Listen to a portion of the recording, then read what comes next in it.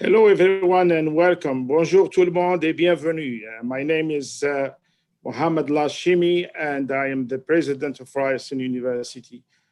Before we get started, I would like to open today's event by acknowledging the land we are on. Today's acknowledgement has a special significance with the conversations that are happening on our campus and for the discussion we will be having here today. Toronto is in the dish with one spoon territory. The dish with one spoon is a treaty between the Anishinaabe, Mississaugas, and Haudenosaunee that bound them to share the territory and protect the land. Subsequent Indigenous nations and peoples, Europeans and all newcomers have been invited into this treaty in the spirit of peace, friendship, and respect. In light of the recent discovery near the former Kamloops Indian Residential School, and with the broader issue of reconciliation very much still in front of us, I believe that it's all the more important that we recognize and acknowledge the First Peoples on those traditional territories we live and work. While acknowledging territory is important, it is only a small part of cultivating strong relationships with our Indigenous communities and supporting a path towards meaningful reconciliation. That is why the work of the university's Standing Strong Task Force is so important. I know they are continuing to seek input from our community on the Eglinton Ryerson Statute and other actions our university can take towards reconciliation and commemoration.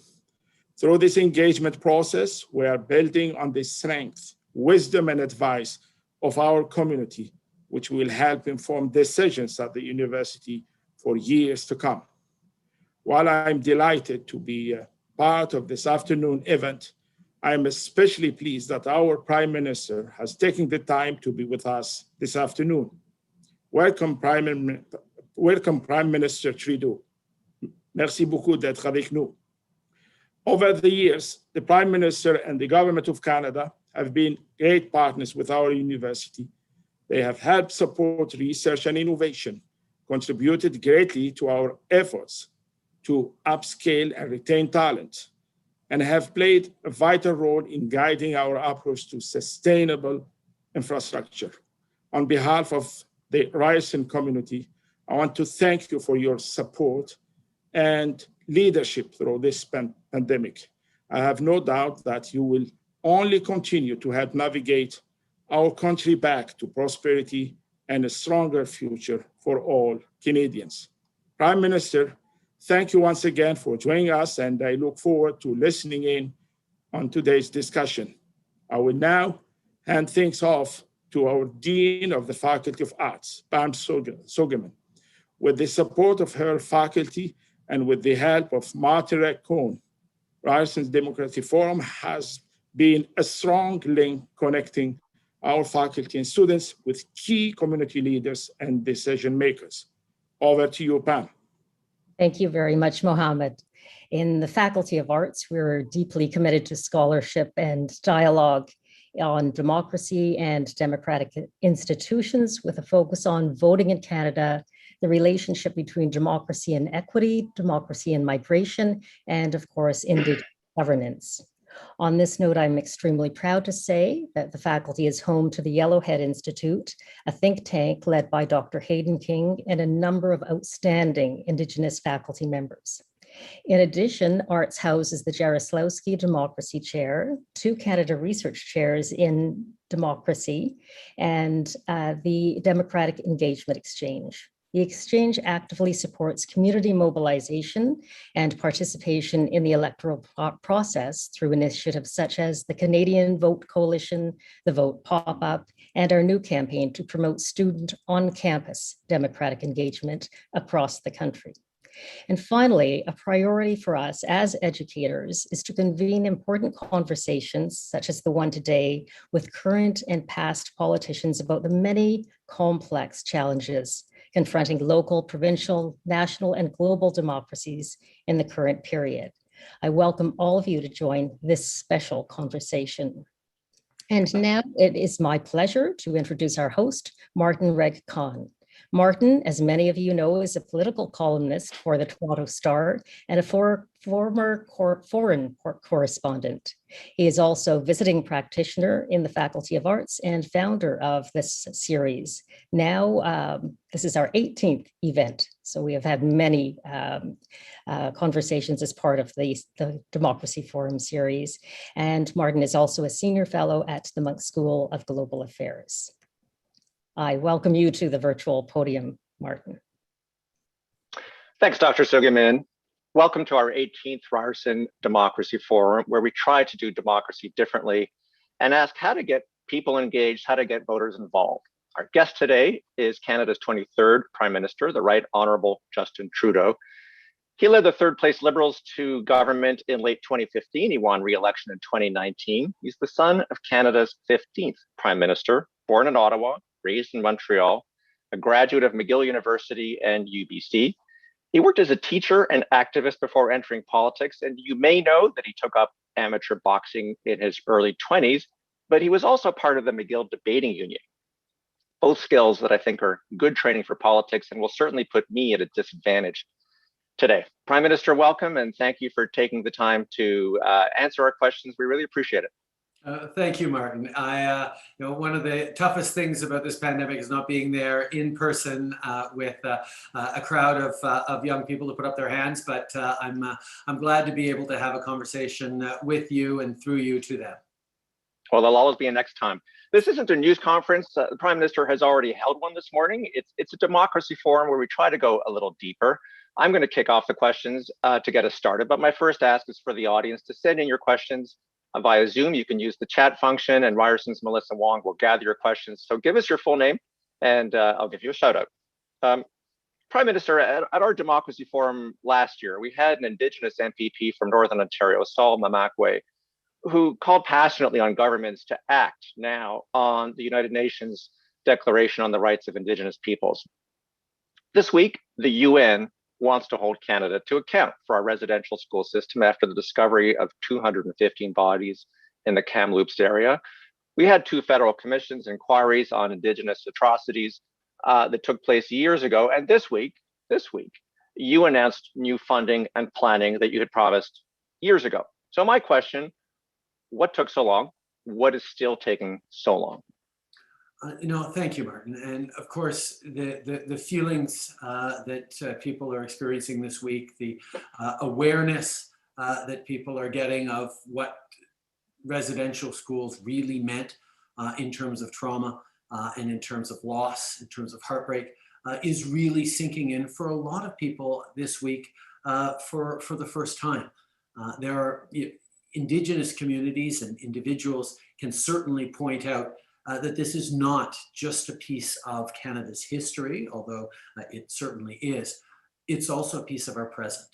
And healing the legacy of intergenerational trauma, the challenges that are ongoing and continue in Indigenous communities and for Indigenous people is something that we have to work on right now. And quite frankly, it's something that there was a very clear message on back in 2015 to all political parties, and certainly one that we took on as a party to move forward on the hard work of reconciliation. And we did, and we have. But at the same time, I think everyone will easily admit that there is so much more to do, and that starting these processes to fix damages and injury that had happened over generations takes more than one or two mandates to do. So what we really focused on was getting things started. And that means making sure that we were putting at the center of everything we did partnership and respect for Indigenous peoples. And that always takes a little bit longer, even though there's some things we were able to do fairly quickly. Getting it right means not saying, okay, we know the solution in Ottawa, here's the solution. It means sitting down in partnership with people who aren't really filled with reasons to trust any partnership with the federal government, and work with them to solve it. And we have done an awful lot, but there's an awful lot more to do. And we're just going to keep doing it.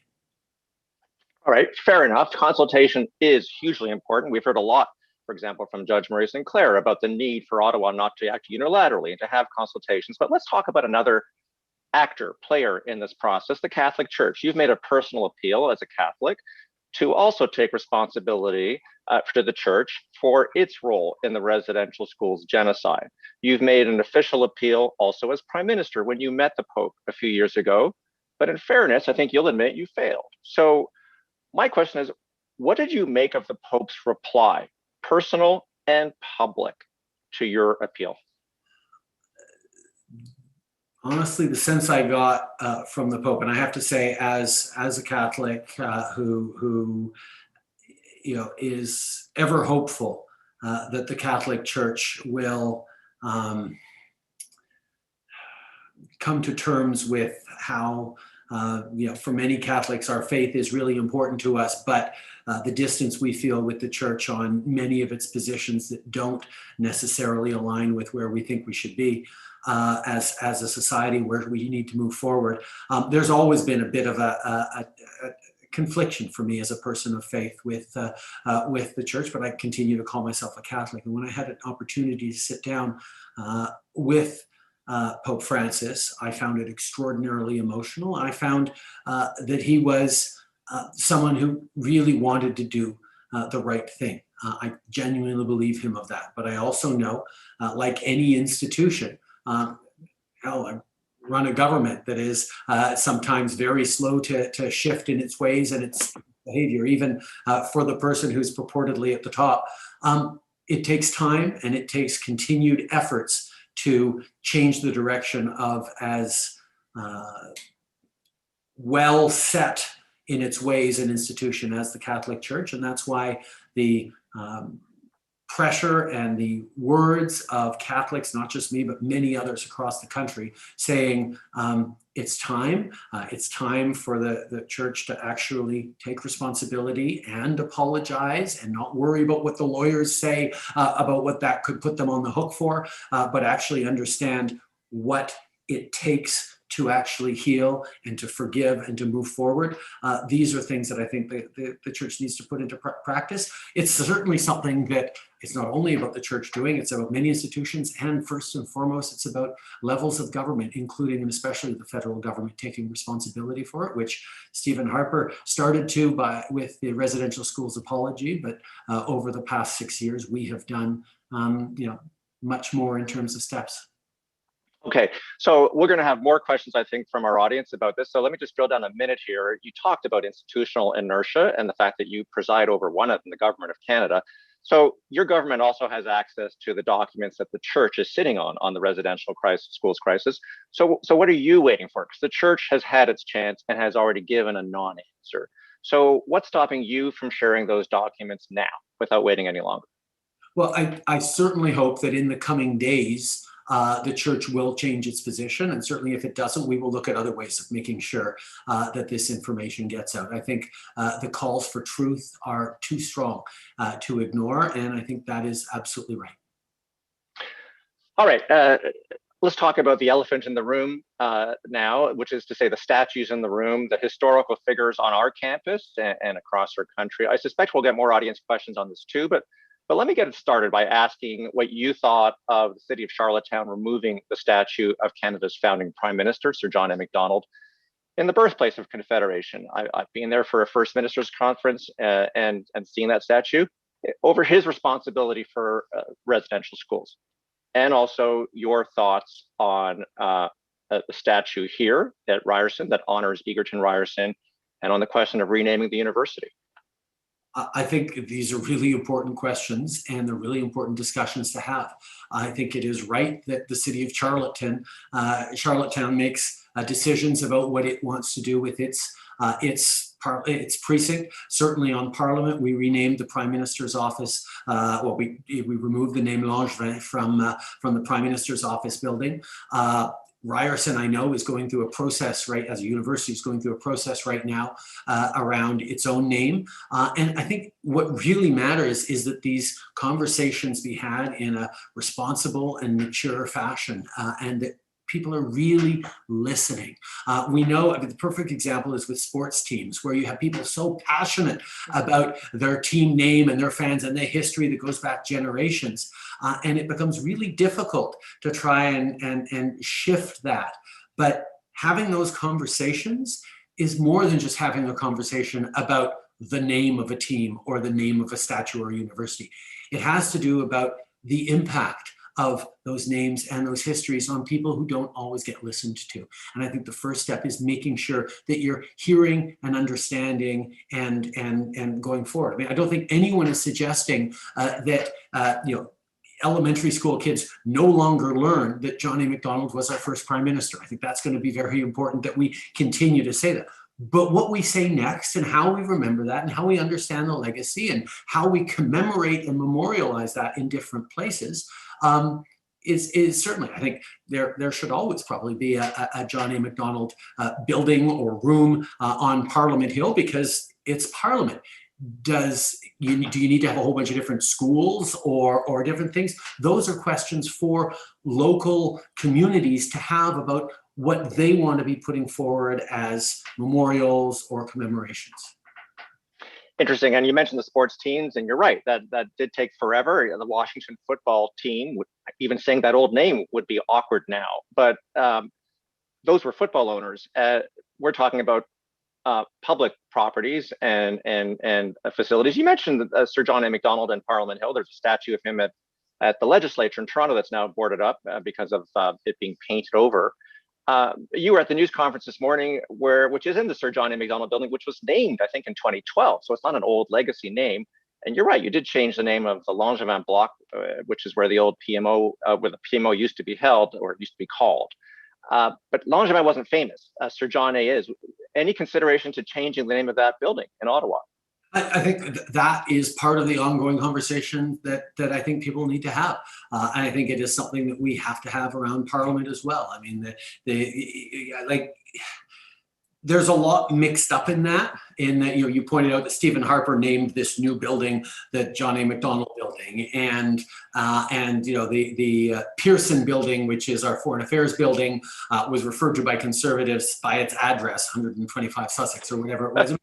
There's always a little bit of partisanship going on in there, and suggesting you take away the name of Macdonald will have some responses that will be different than suggesting you take away the name Laurier from other places. But those are all really important conversations to have in not a defensive way, but a very thoughtful way about, well, how can we make sure we are remembering fully our past while not overly celebrating things that cause harm or continued anguish for others, or it has been a symbol of disrespect. I'm not applying that in specific situations, but just generally. And that's a conversation that a mature society and a mature community needs to have. And difficult conversations. Here's a tough one. Let's talk about two other former prime ministers, Jean Chrétien and Pierre Elliott Trudeau, who presided over the 1969 white paper that proposed a government policy to assimilate Indigenous peoples. I remember you once telling me about the tough dinner debates you used to have around the table with your late father. Did this subject ever come up, the white paper, Indigenous assimilation, and his views on citizenship? Well, I think one of the things to highlight, listen, Martin, you're much more likely to be an expert on, because you've studied so much political science, on what my father did rather than I. For me, he was my father, and we had interesting philosophical conversations, but when he left politics, I was 12 or 13 years old, so I don't have a whole amount of awareness. But I do know that part of what we're talking about right now is moving beyond the Indian Act and the need to move beyond the Indian Act. And what one aspect of the white paper was completely moving beyond the Indian Act and saying, let's just make Indigenous Canadians, full and ordinary citizens. And of course, with the eyes we have now of understanding how much that meant an attempt at assimilation, which is what has been attempted, assimilation or eradication over many, many generations and centuries.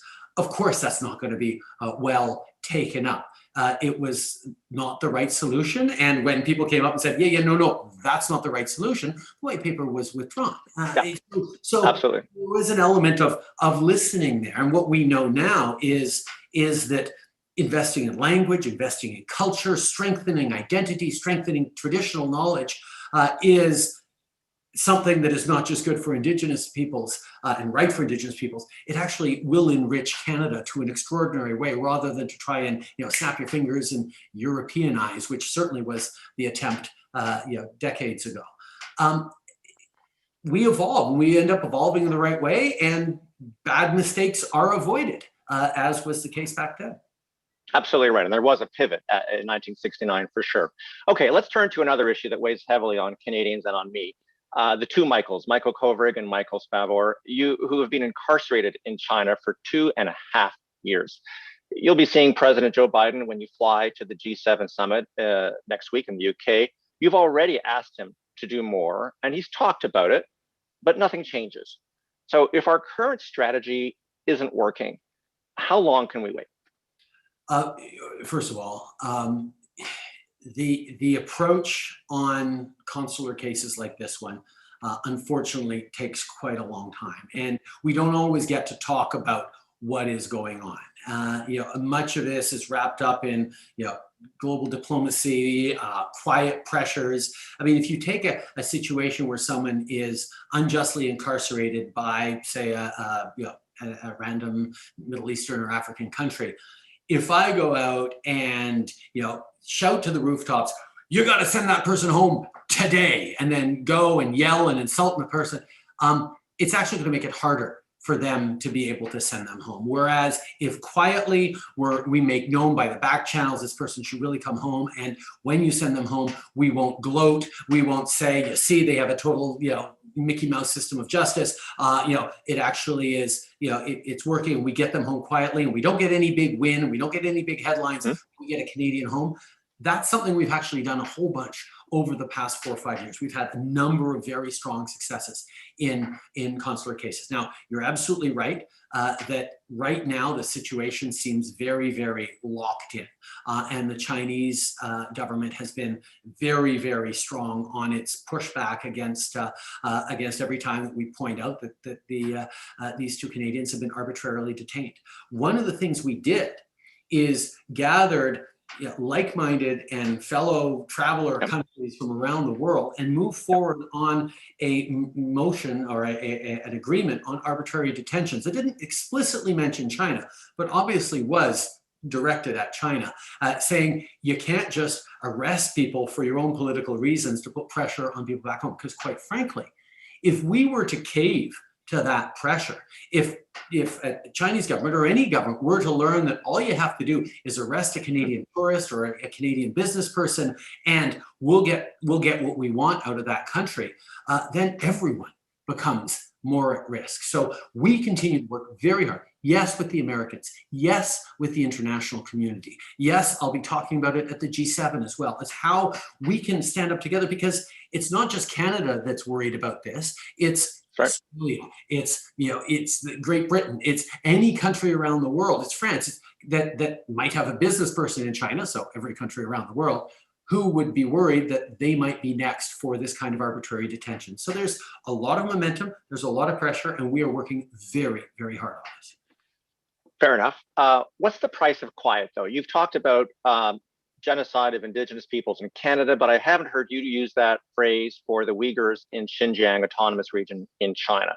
Bob Ray, your ambassador to the UN, was our guest earlier in an earlier democracy forum, and he talked about being pilloried by the Chinese even for raising the question. What's holding you back on that? Well, I think first of all, determinations of genocide are not things to be taken lightly, and that we just understand. You can't, if you start tossing the word around anytime there's a human rights violations, however real they are, it ends up, first of all, devaluing the genocides that already happened and renders it a term that doesn't have the kind of weight that it absolutely should have. So there are international processes ongoing that are looking at the very serious human rights abuses that we know are happening in Xinjiang and making determinations about whether or not it is a genocide. Now, the Canadian Parliament made a determination based on things that they saw that it was a genocide.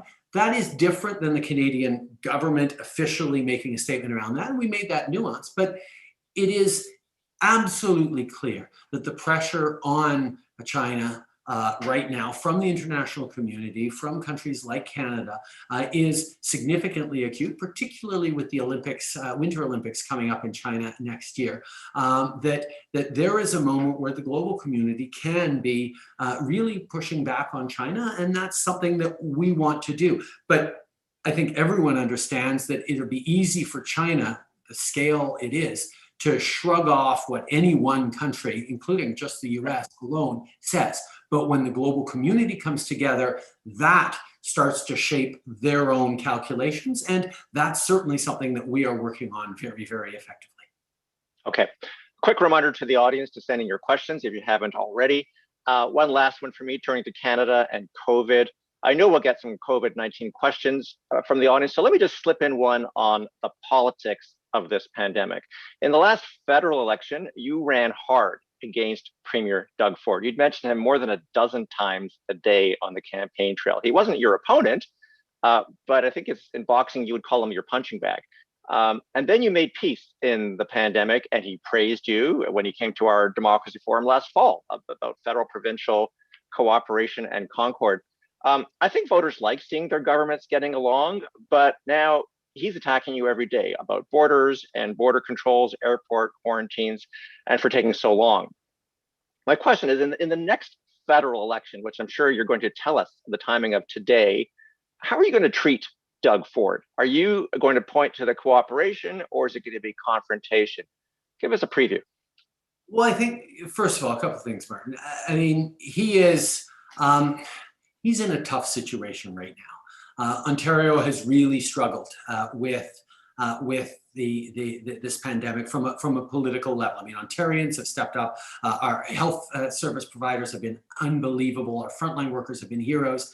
But the Ontario government's been, somewhat uneven in its responses, and you've written much more about it than I need to say about it. So I'll leave that there. My approach from the beginning has been, as Doug highlighted when he came to speak with you in Ryerson, to be collaborative. My job is not to judge and say this province done well, this province not. My job is to be there to support with whatever they need.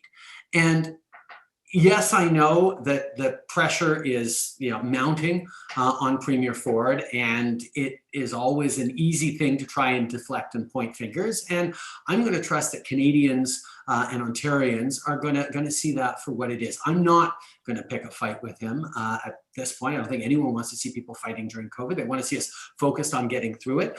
But I will point out that we did shut down the borders. We shut them down over a year ago to everyone but Canadians coming home and a small category of essential workers. We brought in extremely strong measures that limited importation to a very, very serious level. And a few weeks ago, in sitting down at a First Minister's meeting, Doug said to me, you've got to reduce the number of people coming into Ontario. I said, okay. 30,000 plus international students, including, I'm sure, a whole bunch of people watching this webcast at Ryerson, have come in to Ontario over the past number of months. Now, I know this because you asked us to let them in. You said that you were confident because we set up a program where universities and colleges could set up a protocol and a quarantine process that would control any importation and spread. But Doug, if you want us to suspend international students, just tell me, send us an official note and we'll do that. If you want us to suspend international travelers, if you want us to do any more, we will do that. Just tell me what you want to do. And that was like 4 weeks ago that he said to me, okay, I want you to suspend international students. I said, okay. you're going to be getting calls from university students, university presidents, but okay, you tell me that, fine. I'll follow up with you tomorrow and you just send me the note. And he never did. And he never followed up with that request or any other request for us to actually reduce the numbers of people coming into Ontario. Now, remember, we have 4 international airports across the country. And they've all been accepting people. And in Quebec, in BC, and even in Alberta, where they did have a serious spike in the 3rd wave, they weren't blaming it on international travel. Now, maybe Ontario is different, but I think there is an awful lot of politics being played there. And I think it's unfortunate.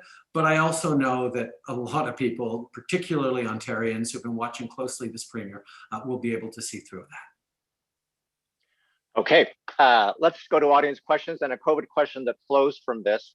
How can this comes from Leandra Nowick? I hope I'm pronouncing that correctly. Always a liability for a host. Can Canada demonstrate leadership on a global scale in the democratization of vaccines? If I can just add a little bit to that, the question is briefly, you're a politician. Your job is to get your voters vaccinated. It's not a crass political thing. It's what you're elected to do. There's also a conflicting impulse among Canadians to share vaccines around the world. To me, that's fascinating from a democracy point of view.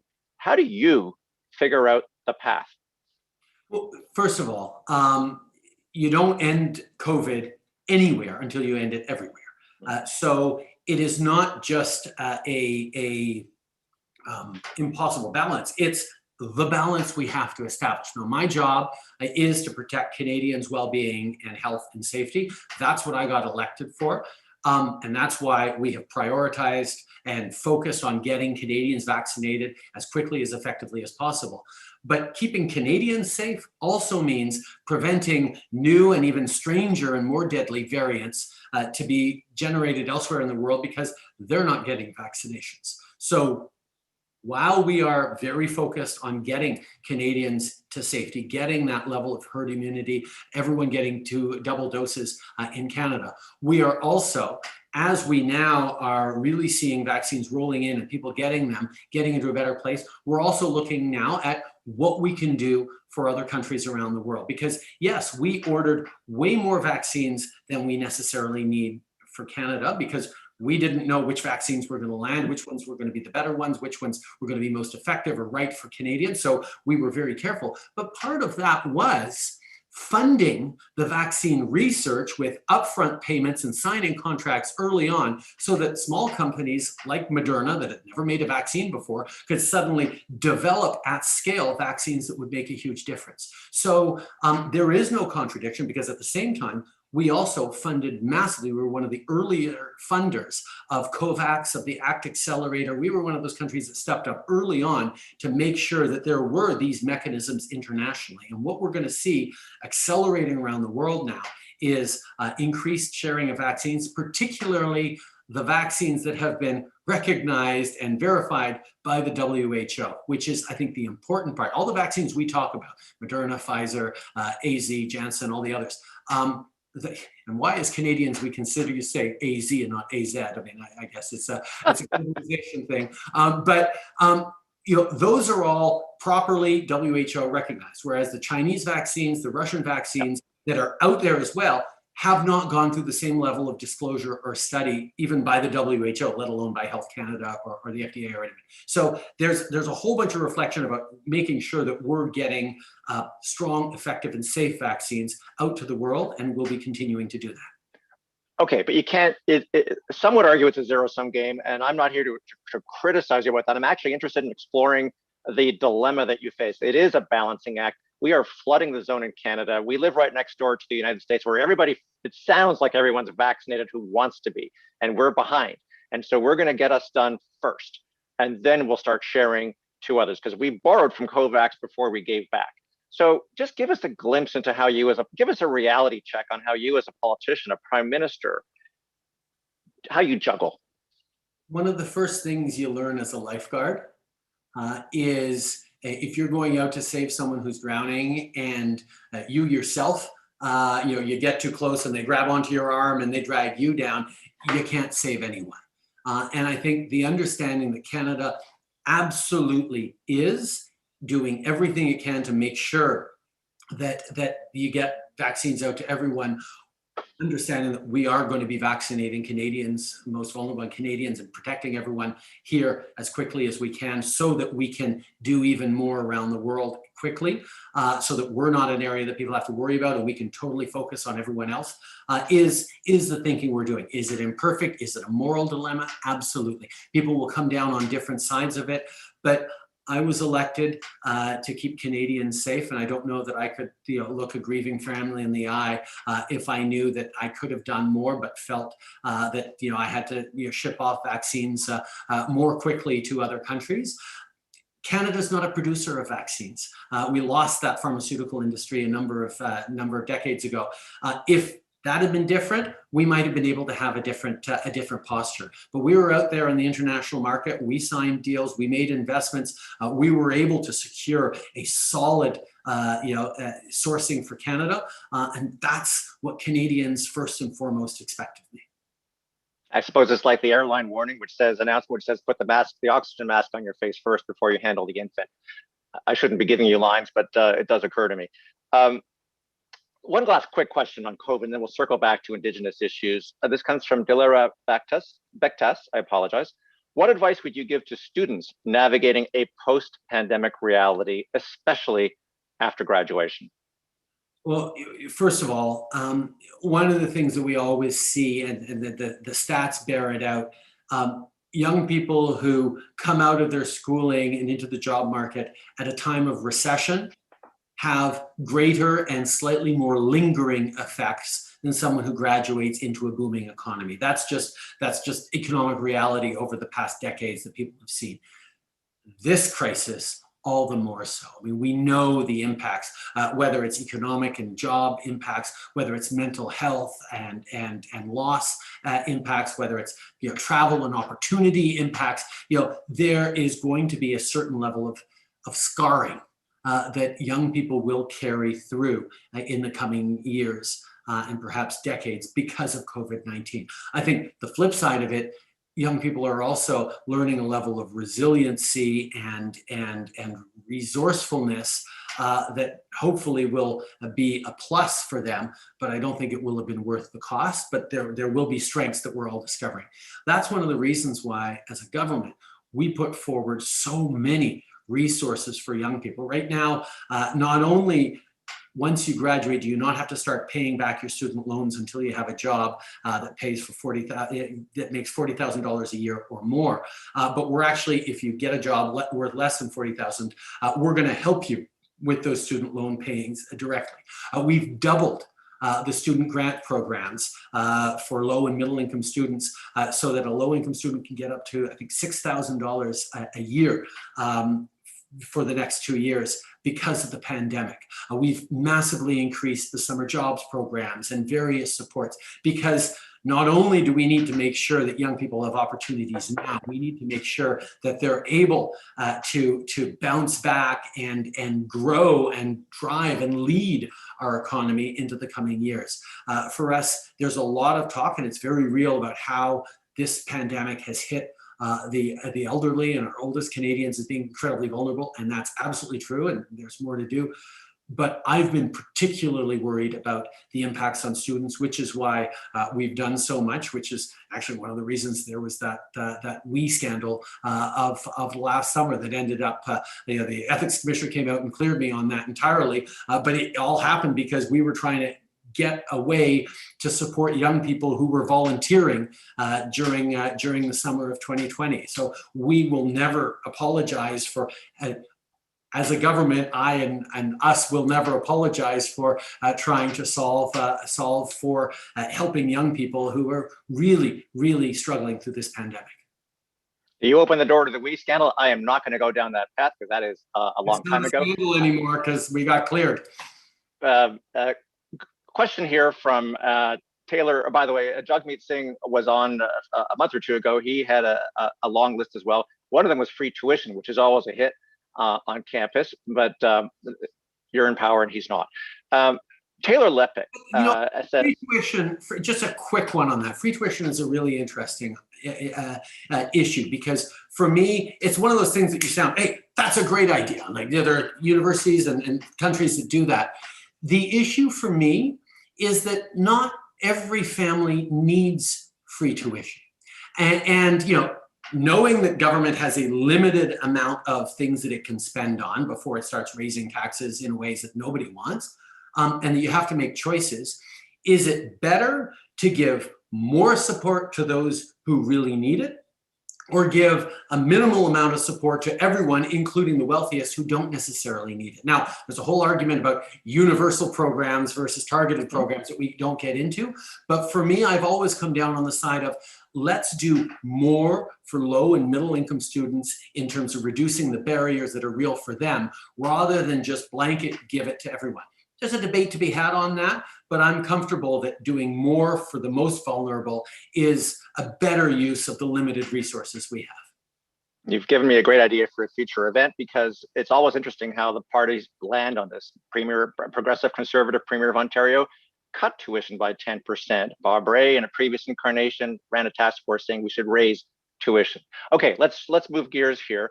Taylor Lepik asks, in the wake of the discovery of 215 Indigenous children's bodies being found in Kamloops, what immediate action, parentheses, read in the next 1 to 3 months, will you be taking to serve, support, and reconcile with Indigenous communities? How can they and Canadian citizens provide input and feedback on the work you're doing in regard to this?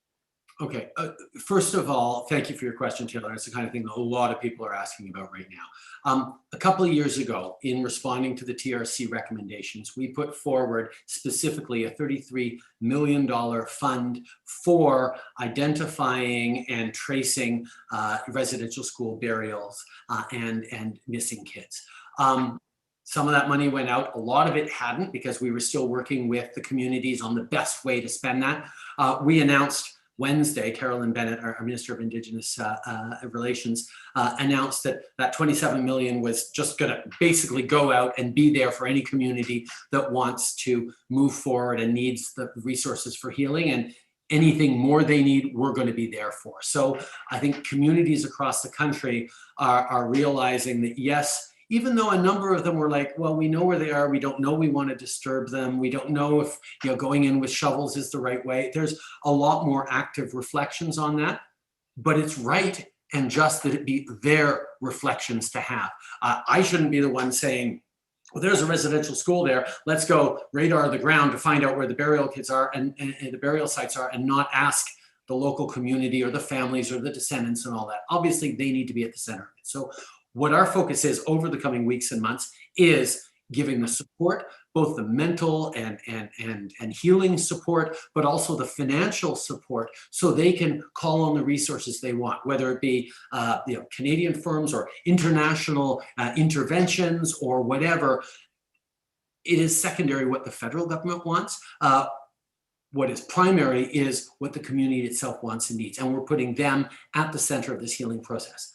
But the second part of it is recognizing that this is a moment where a lot of non-Indigenous Canadians who maybe knew a bit about residential schools are suddenly realizing and having an image of hundreds of little kids buried in unmarked graves in Kamloops, and wondering how many more there are across the country, who are suddenly coming to grips in a very real way with the atrocity that was our history, and the very real echoes that exist right now, today, in our cities, in our communities, right across the country. Indigenous kids committing suicide, people facing homelessness, addiction, cycles of poverty, the layers of intergenerational trauma, the missing and murdered Indigenous women and girls.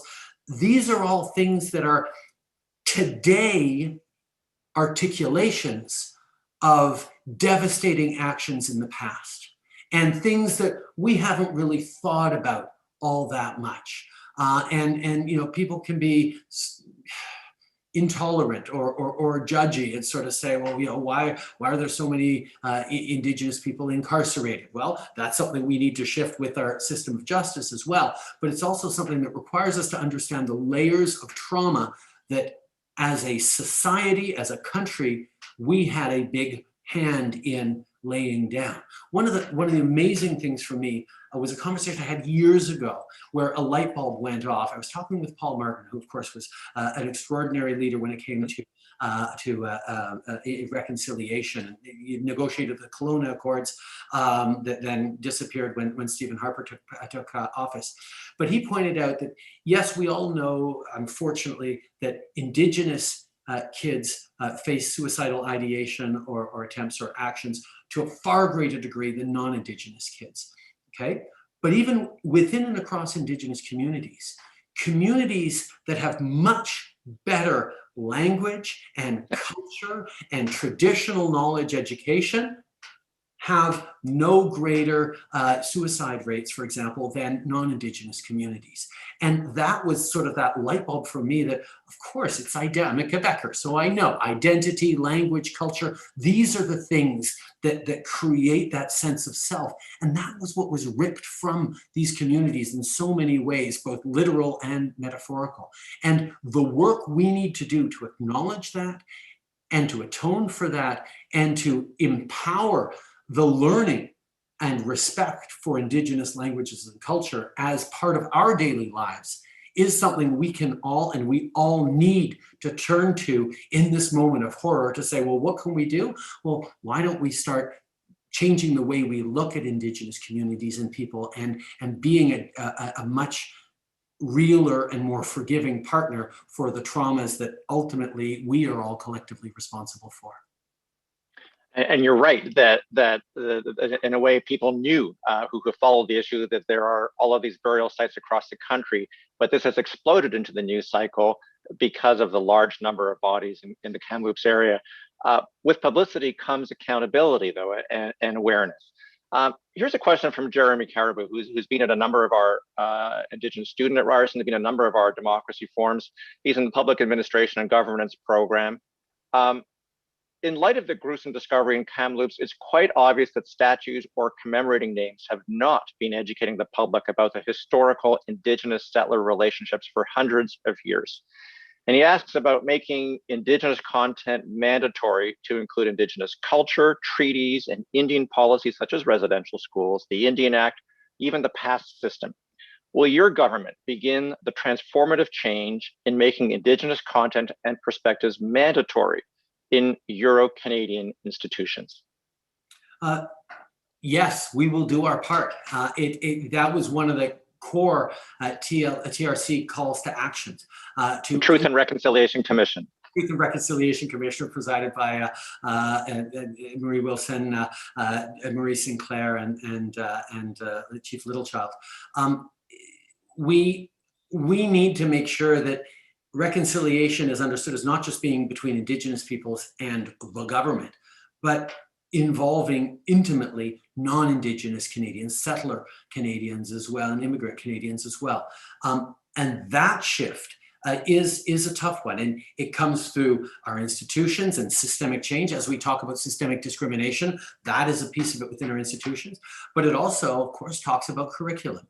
Curriculum isn't directly something the federal government leads on. It's a provincial area of jurisdiction. But I went to a really good high school 35 years ago. And when we got to the Indigenous chapter, my history teacher said, yeah, you can skip over that. It's not as interesting as the Durham report or as Laura Secord or whatever it was that they wanted to talk about. And that was a gap in supposedly what was a really good, what continues to be a really good high school. But that is wrong. But we didn't know it was wrong back then. And we need to make sure that curricula, starting as young as you know, my 7-year-old son who's in grade 1, who's asking me questions about what he's hearing, like we have to be able to talk about that. And there's not a lot of resources, even as we look online to try and see, okay, how do you talk to your kids about 215 bodies discovered in Kamloops? We have a hard time talking about that because there is so much loaded into there. Well, we shouldn't have a hard time talking about that. And we should be comfortable that acknowledging mistakes of our past doesn't weaken us as a country, but strengthens us as a country. But there's a lot more work to do, and I really appreciate your question, Jeremy. You've opened the door to a great question from Nishant Nimal for Prime Minister Trudeau. how have you explained or described the impact and history of residential schools to your children? It's an ongoing conversation. I remember one of the first times I started bringing my son Xavier, who's now 13, but when he was a lot younger, I took him with me on a trip to the north and to visit with a certain amount of Indigenous Canadians. And I remember having conversations with him. We went to an Indigenous food bank, an Inuit food bank, and you know, we had to talk about, well, you know, he had all sorts of questions because obviously the privilege that we live in, that so many of us live in, is invisible to us until we actually are confronted with the reality elsewhere. And the fact is, you can't have one conversation about it and hope that it settles. It's a conversation that happens every time you say grace at the table. It's a conversation that happens every time you pass a homeless person in the street and pause and talk to them and ask them how they're doing. It's a conversation that has to include our kids in a lived way and not sit down, I'm going to have the residential school talk with you the way we're going to have the sex talk with our kids. You know, it can't be one event. It has to be an ongoing dialogue that they can take away and reflect on and come back and ask a tough question that you don't know how to answer and you have to do some research. And I think introducing it in a genuine, open conversation is probably the best way. And it's certainly what Sophie and I are trying to do with our kids. Okay, we have a lot more questions on Indigenous issues and statutes. I'm going to try to circle back, but I want to budget some time for another question that always comes up whenever I'm with the Premier on campus tours. I know you've had this question before, but I always like to ask it. It comes from Stephanie Santos. Aside from the border closures, provincial school closures have caused spikes in mental health issues in our youth. What is the Canadian government prepared to do to address our mental health crisis that has long preceded COVID-19? My mom has talked extensively and shared her own struggles with mental health throughout her whole life. And as someone who's lived with and tried to support her all my life, sometimes well, sometimes not so well, I know acutely the challenges around mental health that so many Canadians are living with.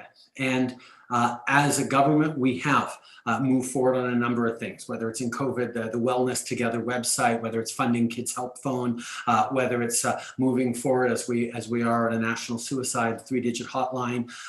Those are things that we can do at the federal level. But a lot of mental health supports have to come through the healthcare system, which is provincial, which is why when we got elected in 2015, one of the first things we did was put forward like $6 billion specifically earmarked for mental health services to the provinces that they hopefully used for that. There's a question of accountability that is the nature of the federation, but these are things that we're doing. But there's more to do. And I think one of the ironies of mental health is that when it was heavily stigmatized and nobody was willing to put up their hand and say, I'm really struggling with anxiety right now, or I'm going through depression, I need help. When nobody would talk about it and everyone hid from it, the limited resources that were out there in our medical system were adequate to deal with the few people willing to actually, or acute enough to reach out and have to get help. But now that everyone is much more comfortable saying, oh yeah, no, I need help, and they're calling up, there are no resources out there, and we have to make significant more investments in that. And one of the things I will say is when I'm doing town halls across the country, invariably I get a question on mental health, as you point out, Martin, but it almost invariably, it would be a young person putting up a hand and saying, this is something that's really bugging me. And I think it's an amazingly positive change, but we need to make sure our systems are keeping up with those needs that are there. Okay, we have time for a couple more. Here's a good one from Bahuz Dara, who is also always in our audience. Just got her BA at Ryerson. Prime Minister, with the current hyper-partisanship in the House of Commons among staffers and between the federal and provincial governments, can you note any moments of strong cross-partisanship, of coming together while you've been in government? And if so, what credit can you give to which opposing party? I think, well, the fact that this minority government has still functioned for almost 2 years means that we have been able to have cross-party collaboration on a number of things. I think there really was a sense, particularly in the beginning of the pandemic, of either it was a positive, everyone wanting to come together, or a slightly more negative, but just as real, parties realizing nobody wanted to be responsible for playing political games in a pandemic, because Canadians wouldn't have any patience for it. There was a coming together in around some really, really big things. Now, the Conservatives are certainly continuing to criticize us that we spent too much too quickly and got too much out the door, but they were there to support us while we were doing it. And I think the numbers bear out that it was the right thing to do, and they would have been wrong had they been in power and not done that. But that's a question that I'm sure will come up time or time again in the coming months, perhaps. But the ability. Any specific credit to her question? Who gets a shout out from you? The NDP helped us pass the budget because they recognized how important it was to get help out to people. Now the NDP will always feel that we needed to do more and we needed to fill more gaps and spend twice as much as we actually did, when we still spent a hell of a lot. But they get credit for that.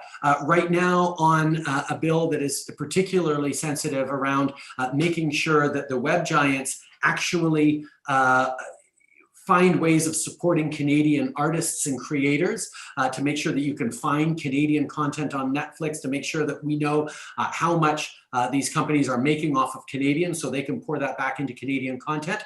The Bloc is actually there to support us, because the Bloc and the Liberals are always the strongest on culture and supporting artists and musicians. The NDP is not there for our artists now, and the Conservatives just attacked that, and they're playing empty free speech games which don't apply.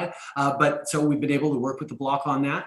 And on other things, we've been able to work with the Conservatives on some slightly more procedural things, but there are ways. Everyone worked together to put recognition of Indigenous peoples in the citizenship oath. That just passed last week. So there are things that people are able to come together on. So minority government brings its own discipline. Does this mean you've reconciled yourself to making minority government work for a full mandate? It's not entirely up to me. And one of the things that we have seen is that there is right now a whole lot of filibustering going on conversion therapy, for example. I think everyone can agree that conversion therapy is a horrific process of trying to, forcibly cure the gay out of someone. And it's something that, unfortunately, there are a lot of right-wing politicians that still defend, and the Conservatives don't want that to happen, don't want to come forward to a vote, because they don't want to actually be accounted for the fact that they still support, many of them, conversion therapy. So there is a logjam in Parliament where we can't get anything done because they're busy blocking this one thing that they don't want to be accountable on. So there are always going to be procedural issues. We're just trying to power through and pass enough of those to get the big things done. But it's always a tension. The other thing, though, Martin, is that building back better means very different things for different parties. And when we talk about systemic change, we talk about recognizing systemic discrimination, we talk about building for the environment, we talk about innovation, we talk about things that are maybe not top of the list for Conservatives. At one point, as we build back better, the government's going to need to have a clear mandate to do that. And I know that's what eventually an election will carry on. How we build back and learn the lessons of the pandemic to build better. And the very different visions that the parties have are eventually going to collide in this minority parliament. Well, I gave you a free opening to announce your future campaign strategy. Let me just claw back a second or minute of time to ask you a question that I asked of the Green Party leader, Annamie Paul, and also NDP leader, Jagmeet Singh, when they were here. How do you all get along personally? I mean, never mind your political differences. She said she had you reached out, had a nice chat about her to congratulate her on her leadership victory. How does it work between you and Mr. Singh and Ms. Paul and Mr. O'Toole and Mr. Blanchet? The same way I try to make it work between me and any member of Parliament. Every single person in that House represents a group of Canadians who chose to send them to be their voice. And therefore, however much we disagree on some things, I've got to know that they got sent there by a bunch of Canadians who felt that they were the right person to speak for them, and therefore I need to listen to them. I need to show them respect. I need to be very clear on where I disagree with them, but I also need to understand where they're coming from, because they are representing perspectives and concerns that Canadians have. I will say that there are issues that I get along very, very well with Annemie and Jagmeet on, and even Mr. Blanchette, because there are things where we align on. It's harder for me to find things to align on with Mr. O'Toole. Perhaps because Mr. O'Toole doesn't always know where he aligns on things, but that's another issue. But Canadians expect us to come together and, yes, to debate hard. I mean, people say, the partisanship in the House is a terrible thing. Actually, it's the way democracy is designed. If anything I do as a government, I know that people have a job to try and poke holes in it and say the worst possible things about it. Well, I'm going to be damn sure that I'm going to make it right, because if they end up convincing people that I did it wrong, that goes very poorly for me. So that adversarial nature of Parliament is a good thing. We just all have to remember, though, we're serving the same citizens, we're serving the same country. And when we get down to questions of values, usually it's easier to find ways to get along. It's when you get into tactics and strategy that things sometimes go cross purposes. We are out of time. There is one more question that I always ask, and I always save it for the answer. We can go into sneak in overtime, and it is a question which you don't have to answer, about getting young people engaged in democracy. You got a big bump in the youth vote in 2015. Tell us what worked for you, what works for all parties. How do you get young people to vote? How do you get them to find the time to get involved? And tell us what doesn't work, if you have time. What doesn't work is trying to make voting cool. You always see these ad campaigns with celebrities saying, come on, vote, it's cool. They say it much better than I just did. But this idea that voting should be cool is something that people have tried to do and failed at so many times for a very simple reason. Voting isn't cool. When you think what cool is detached. No, it's okay, I'm cool. No, don't worry about me. I'm cool. I don't need help. Cool is detached. Whereas voting is a deeply earnest, engaged, step forward to say, I'm going to put a little X in this box and I'm going to try and make a difference with that. And I'm believing deep in my heart that doing this earnest thing in this community center or this church basement is going to make a difference in the world or that's a big leap.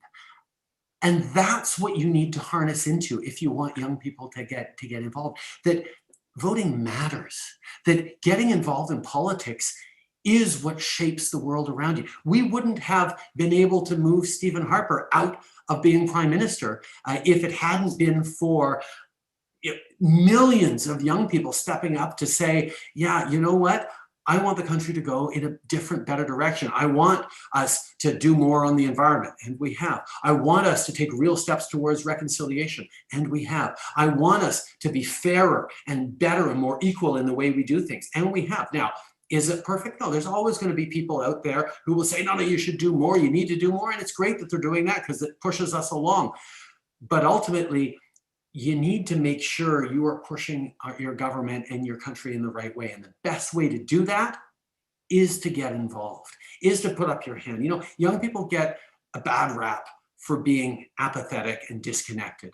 And yes, sometimes young people can be very cynical about things and frustrated and disconnected. But when you actually scratch the surface and engage with young people a bit, you realize that if they're angry and if they're frustrated and if they're tuning out, it's not because they don't care about the world.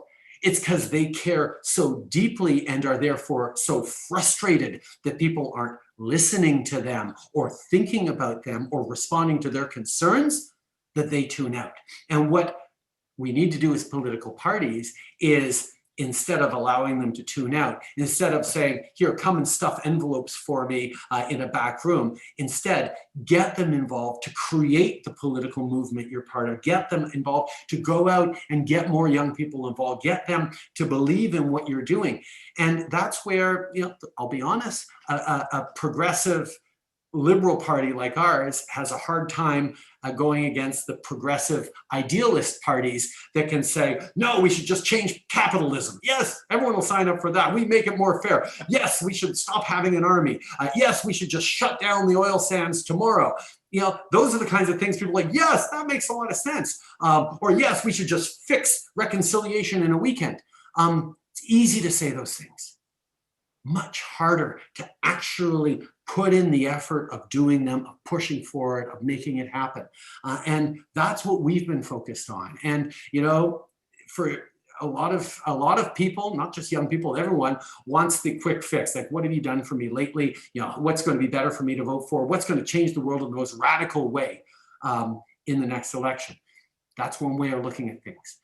The way I hope a lot of people look at things is, how can I actually get involved to make that meaningful change that's not going to be changed back as soon as there is another election and the pendulum swings back from Obama to Trump to Biden and starts, you know, and you end up getting completely disjointed as a society. Instead, how do you pull people together, make meaningful, solid movements forward?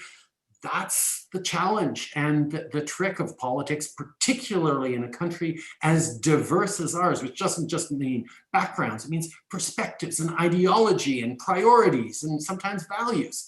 How you bring people together, that's much harder. And the more you can get young people engaged in that discussion around competing priorities and making those hard decisions, not the easy decisions, the more you get away from politics is cool and trendy, and here I am on Instagram on my bicycle, and instead get into, you know, here's the tough, hard work that we're doing to actually bend the curve towards justice.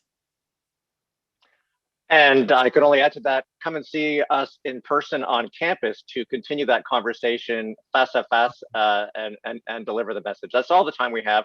I want to thank you, Prime Minister, for coming to our Democracy Forum for the first time as PM. It has been a difficult week for all of us, but I think talking to each other and listening to each other is how democracy and decisions get done. So come back and see us. I also want to thank everyone in the audience who listened in and asked questions. There were a lot. We did our best. Finally, thanks especially to the Faculty of Arts, to the Dean, Dr. Pam Sugiman, for their support, Melissa Wong, Director of Special Operations, for making this happen. Please don't forget to vaccinate and vote. Stay safe, everyone.